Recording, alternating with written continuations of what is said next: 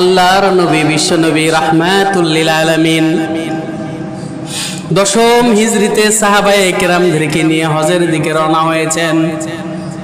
আল্লাহর নবী এটা জানতেন, হয়তো বুঝ অনুধাবন করে ফেলেছিলেন, আমি নবী হয়তো আর বাঁচব না, সামনের বছর হয়তো এই হজ আর আমার নসিব হবে না। আল্লাহর নবী হজে যাওয়ার পরে সাহাবায়ে কেরামদেরকে বারবার বললেন, খুজু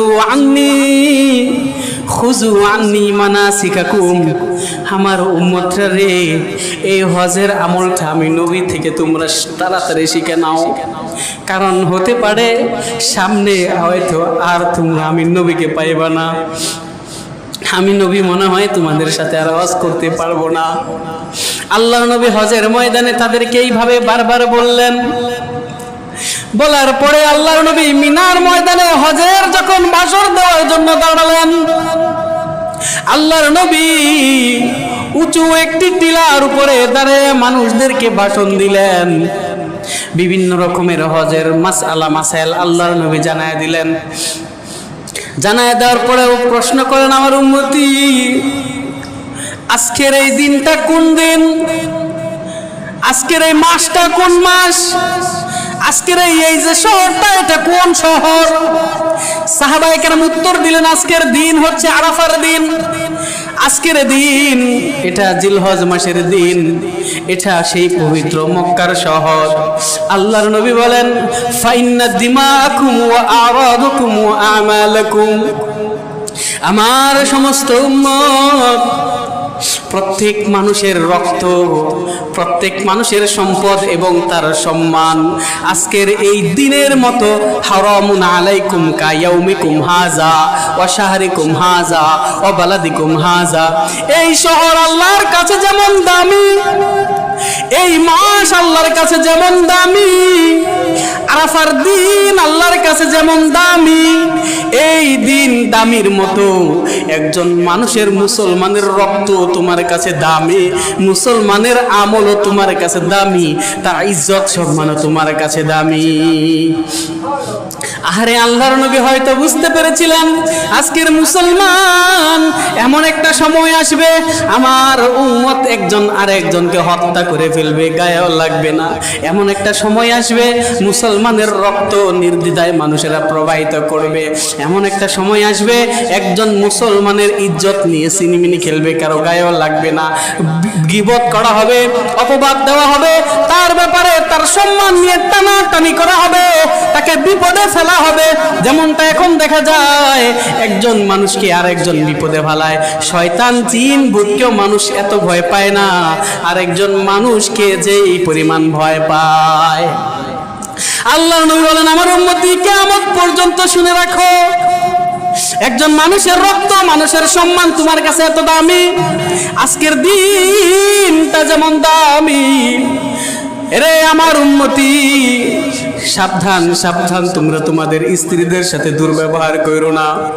সাবধান সাবধান, তোমাদের অধীনস্থ লোকদের সাথে দুর্ব্যবহার করো না, তোমাদের অধীনস্থদের সাথে ভালো ব্যবহার করবা।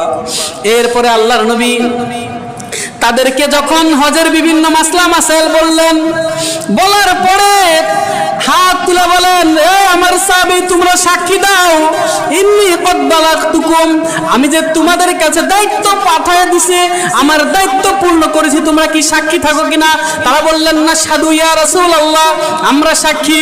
আল্লাহ নবী বলেন, একটু আরেকবার শোনাও। তারা বললেন, ওগো নবীজি, আমরা সবাই সাক্ষী, আপনি আপনার দায়িত্ব পূর্ণ করেছেন। আবার বলো, আবার বললেন, আমরা সাক্ষী। আল্লাহর নবী তিনবার আসমানের এক কোণায় আল্লাহুম্মা শাহাদ, আল্লাহুম্মা শাহাদ, আল্লাহুম্মা শাহাদ, আল্লাহ তুমি সাক্ষী থেকো, তুমি যে রিসালাতের দায়িত্ব আমাকে দিয়েছিলা, আমি আল্লাহ তোমার দায়িত্ব পালন করেছি। আল্লাহ রাব্বুল আলামিন জিবরাইল আমিনকে পাঠিয়ে দিলেন, বলেন, জিবরাইলকে আমার বন্ধুকে বলো আমি আল্লাহ সাক্ষী এবং তোমাদের প্রতি খুশি হয়ে গেলাম। আয়াত নাজিল করে দিল, আল ইয়াউমা আকমালতু লাকুম দীনাকুম ওয়া আতমামতু আলাইকুম নি'মাতি ওয়া রাদিতু লাকুমুল ইসলাম দীনা। আজকে আমি আমার নিয়ামত তোমাদেরকে পূর্ণ করে দিলাম, আজকে আমি তোমাদের ধর্মকে পূর্ণ করে দিলাম, ইসলাম হিসাবে, ধর্ম হিসেবে আমি আল্লাহ তোমাদের ধর্মের প্রতি রাজি আর খুশি হয়ে গেলাম। এই এলান শোনার পরে, আয়াত শুনে সমস্ত সাহাবায়ে কেরাম অনেক খুশি, অনেক কষ্ট করেছে দিনের জন্য, আজকে দিন পরিপূর্ণতা লাভ করলো। সকলে যখন আনন্দ খুশির ভিতরে লিপ্ত, একজন মানুষ দেখা যায় চিৎকার করে গড়াগড়ি করে কান্নাকাটি শুরু করে দিছে। খেয়ে দেখা যায় ওই খুনার ভিতরে আমরা সকলে যখন আনন্দের ভিতরে লিপ্ত, একজন মানুষ কান্দে, লোকটাকে কান্দে তাকায় দেখে উমর গিয়া বলে, দেখা যায় হযরতে আবু বকর সিদ্দিক কান্নাকাটি শুরু করে দিছে। ওগো আবু বকর সিদ্দিক, এই মুহূর্তে তো আপনার কান্নাকাটি করার জায়গা না, আপনি কেন কান্দেন? আবু বকর বলে, তোমরা কি জানো আল্লাহর নবী আমাদের মাঝে ছিলেন, দিনটাকে পরিপূর্ণতা দেওয়ার জন্য নবী এসেছেন, আল্লাহ আয়াত নাজিল করে দিছে, আজকের দিন পরিপূর্ণ হয়ে গেছে। তোমরা মানি বুঝনি, আল্লাহর দিন পরিপূর্ণ হয়ে গেছে, নবী আর আমাদের মাঝে থাকবে না। এখন সাহাবীদের মাথা গরম, হায় হায় আমরা তো এটা চিন্তা করি নাই, এখন পুরো ময়দানে কান্নার রোল পড়ে গেছে, এই নবী মৃত্যুবরণ করবে, আমরা এটা মানে নিতে পারবো না। আল্লাহর নবী বিশ্ব নবী রাহমাতুল লিল আলামিন হজ থেকে ফিরে গেলেন, বাড়িতে গেলেন, কিছুদিন পরে হঠাৎ করে আল্লাহর নবীর জ্বর আসলো। জ্বর আসার পরে আল্লাহর নবী সাল্লাল্লাহু আলাইহি ওয়াসাল্লাম বিবিদেরকে বললেন, কালকে আমি কার ঘরে থাকবো, কালকে কার ঘরে থাকবো, মানে বুঝাইতে চাচ্ছেন আয়েশার ঘরে যাওয়ার জন্য। সকলে বললেন আল্লাহর নবী যতদিন অসুস্থ থাকবে আয়েশার ঘরেই থাকবে। আয়েশার ঘরে নবী চলে গেলেন। আস্তে আস্তে নবীর অসুস্থতা বাড়তে লাগলো, বাড়তে বাড়তে যখন সোমবার দিন আসলো, প্রায় 9 দিন আল্লাহর নবী জ্বরের ভিতরে ছিলেন। যেদিন দুনিয়া থেকে বিদায় হয়ে যাবে, আল্লাহর নবীর সামনে একটা পাত্রের মধ্যে পানি রাখা হইল, সাদা কাপড় দিয়া নবীকে ঢেকে রাখছে।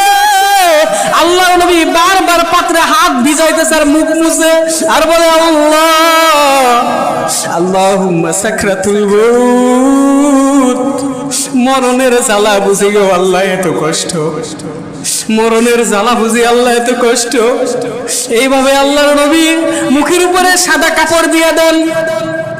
এরপরে যখন মুখের মধ্যে দম বন্ধ হয়ে যায় উপক্রম, আবার কাপড়টা সরা পেলেন, ছটফট করা শুরু করে দিয়েছেন। আল্লাহর নবী এরকম ছটফট করতে করতে হঠাৎ চিৎকার দিয়ে উঠলেন, আল্লাহুম্মা ফিকুল আলা।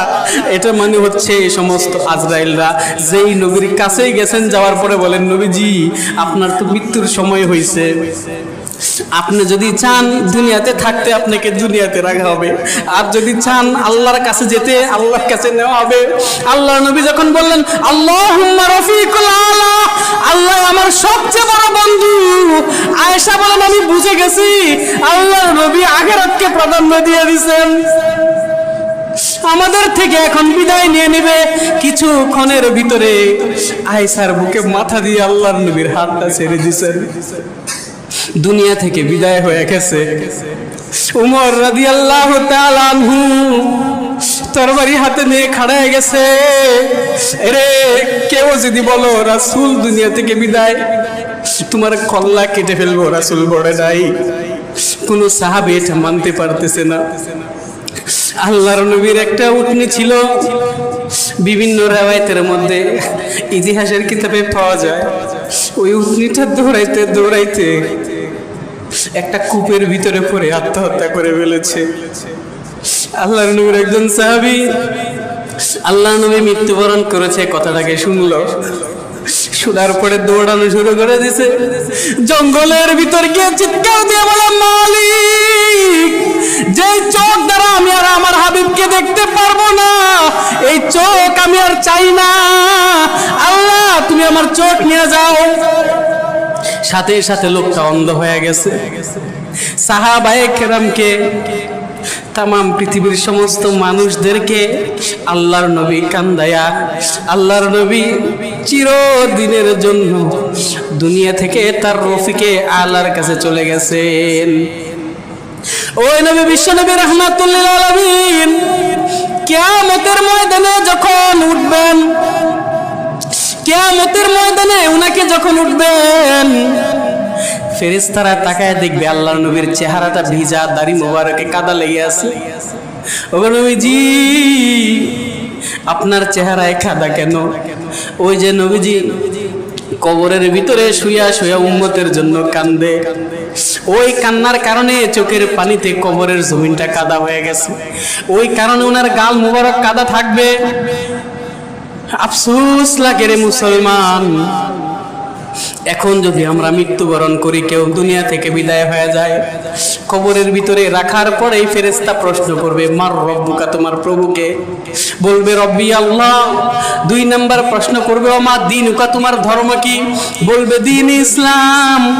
3 নাম্বারে প্রশ্ন করবে, তাকায় দেখো ওই যে একটা চেহারা দেখা যায়, লোকটাকে চিনো কিনা?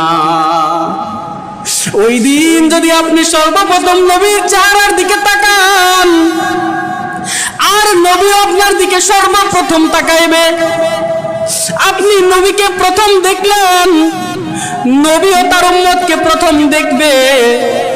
ওই মুহূর্তে নবী যদি আপনার আমার চেহারার দিকে তাকায় দেখে, আমার এই উম্মতের চেহারা তো আমার চেহারার সাথে মিল নাই, আমার এই উম্মতের চেহারার মধ্যে তো আমার মতো দাড়ি নাই, আমার এই উম্মতের চেহারা তো আমার মতো চেহারা দেখা যায় না, আমার এই উম্মত তো ইহুদি খ্রিস্টানের মতো টাকনুর নিচে জামা পরতো, আমার এই উম্মত তো সব সময় প্যান্ট শার্ট পরে চলছে, ট্রাই পরে চলছে, আমি নবীর সুন্নত তো তখন সে আদায় করে নাই।